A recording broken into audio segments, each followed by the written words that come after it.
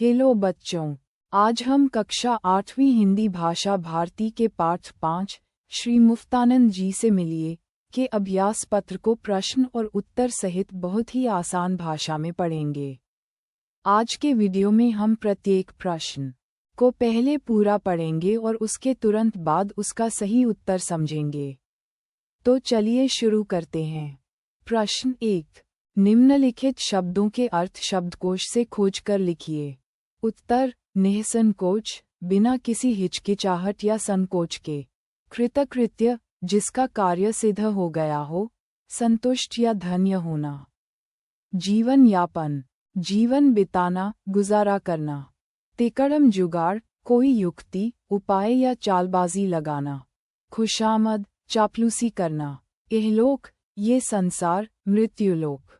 मुफ्तानंद, मुफ्त की वस्तुओं का आनंद लेने वाला व्यक्ति। साष्टांग, 8 अंगों सहित दंडवत प्रणाम करना। अब बच्चों, हम बढ़ते हैं प्रश्न क्रमांक 2 की ओर। प्रश्न 2, निम्नलिखित प्रश्नों के उत्तर संक्षेप में लिखिए। प्रश्न क, लेखक ने इस पाठ का नाम मुख्य पात्र के नाम पर क्यों रखा? उत्तर, लेखक ने इस पाठ का नाम मुख्य पात्र श्री मुफ्तानंद जी के नाम पर रखा है क्योंकि यह पूरा व्यंग्य उनके ही अनोखे चरित्र, आदतों और मुफ्तखोरी की प्रवृत्तियों के इर्द गिर्द घूमता है। प्रश्न ख, मुफ्तखोरों के सरताज किसे कहा गया है? उत्तर, मुफ्तखोरों के सरताज श्री मुफ्तानंद जी को कहा गया है, जो किसी भी वस्तु के लिए पैसा खर्च किए बिना केवल मुफ्त का आनंद उठाना चाहते हैं। प्रश्न ग, लेखक से मुफ्तानंद ने कौन सी ग्रंथावली मांगी?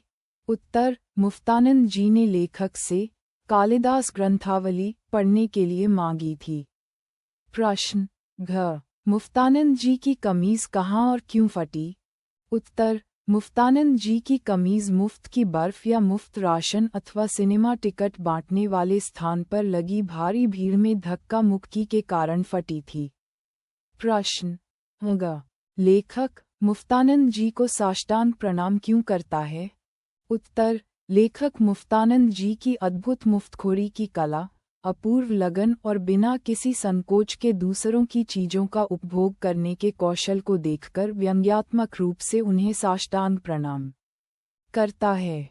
प्रश्न 3, निम्नलिखित प्रश्नों के उत्तर विस्तार से लिखिए।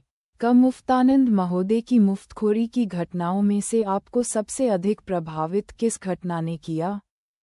लिखिए।